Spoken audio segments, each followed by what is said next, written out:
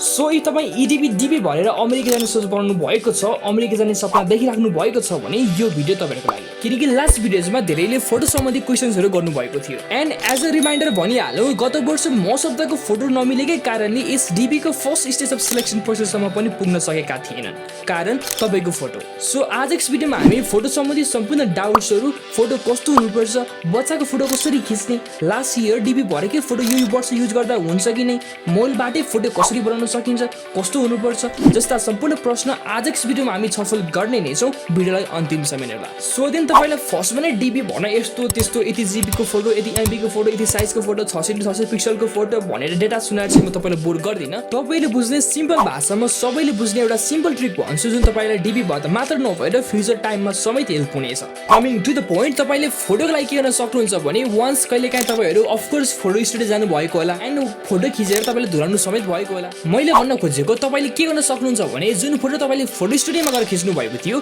So photo चाहिँ त्यही स्टुडियोको मान्छेलाई चाहिँ भनेर आफ्नो मेलतिर चाहिँ पठाइराख्न भन्नुहोस्, जुन तपाईको डिजिटल फोटोको रूपमा तपाईको साथ मोबाइलमा रहिरहन्छ। एज अ रिजल्ट तपाईको सो फोटो जुन फोटो स्टुडियोको मान्छेले तपाईको मेलमा पठाइदिएको हुन्छ, त्यो फोटो चाहिँ DB भन्न 100% योग्य हुन्छ।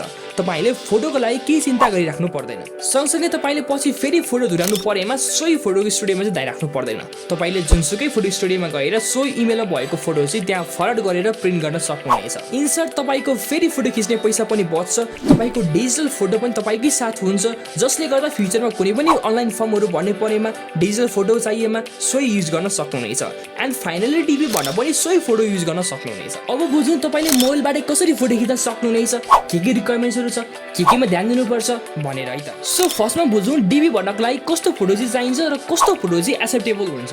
फोटो तपाईको क्लियर हुनुपर्नेछ, ब्याकग्राउन्डमा व्हाइट हुनुपर्नेछ। इफ तपाईको घरको वाल्सहरू व्हाइट सेतो छ भने ठिकै छ, तपाईले त्यसमा पनि फोटो खिच्न सक्नुहुनेछ। अरू केही व्हाइट कपडाहरू राखी, अरू व्हाइट कपडा पनि छैन भने व्हाइट चार्ट पेपर राखी समेत फोटो खिच्न सक्नुहुनेछ। बट मेक स्योर कि फोटो चाहिँ अलि हाई क्वालिटीमा आओस्, सो राम्रै मोबाइलबाट चाहिँ खिच्नु होला है त। त्यसैगरी तपाईँ चस्मा लगाउनुहुन्छ भने पनि तपाईले फोटो खिच्ने समयमा चाहिँ चस्मा खोली फोटो खिच्नु होला है त, किनकि चस्मा लागेको फोटोहरू पनि एक्सेप्ट हुँदैन। एन्ड देन तपाईको फोटोको साइज र पोजिसनको कुरा गर्नुपर्दाखेरि तपाईको साइजमा 2x2 अथवा 600 पिक्सलको फोटो हुनुपर्नेछ। त्यसैगरी तपाईको यस्तो फोटो जुन यसरी क्रप गरेको छ, ब्याकग्राउन्ड हटाएर क्रप गरेको छ, यस्तो फोटो चाहिँ हुँदैन भन्छ है त। एन्ड पोजको कुरा गर्नुपर्दाखेरि मोडल जस्तो भएर फोटो खिच्ने होइन कि सिम्पल स्ट्रेट पोस्चरमा ह्याड स्कार्फ केही नलगाई पहिला नाइताको फोटो खिच्ने जसरी नै फोटो खिच्नु पर्ने हुन्छ। र बच्चाहरूको फोटो खिच्दा समेत ब्याकग्राउन्डमा व्हाइट राखी केही समाप्त नदिकन यसरी फोटो खिच्नु पर्नेछ। अब तपाईले सबै मिलाएर खिच्नु भएको फोटो चाहिँ सही छ कि नै, एक्सेप्ट हुन्छ कि नै भनेर चेक गर्नको लागि चाहिँ तपाईले सिम्पली यो वेबसाइटमा जानु पर्नेछ। देन यो फोटो टुल भन्ने अप्सनमा क्लिक गर्नु पर्नेछ। त्यसपछि तपाईले यहाँ चुज फोटोमा क्लिक गरी आफूले खिचेको फोटो चाहिँ सेलेक्ट गर्नु पर्नेछ।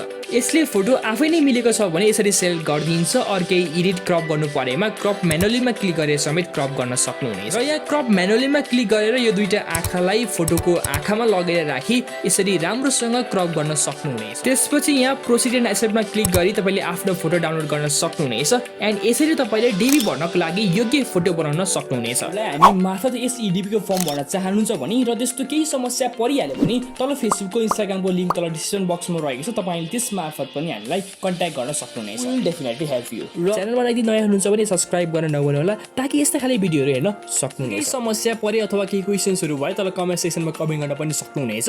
र साथसाथै हामीसँग पर्सनली जोडिन चाहनुहुन्छ भने तल फेसबुकको इन्स्टाग्रामको लिङ्क रहेको छ, you can join with us personally भन्दै। तो यार बस आज के लिए सिर्फ इतना ही। अब अगर तुम लोग को वीडियो पसंद आए ना तो यार लाइक मारो, कर दो यार, तुम्हारे पैसे थोड़ी ना कट रहे, कर दो। अब अगर तुम लोग नए हो तो यार सब्सक्राइब करो।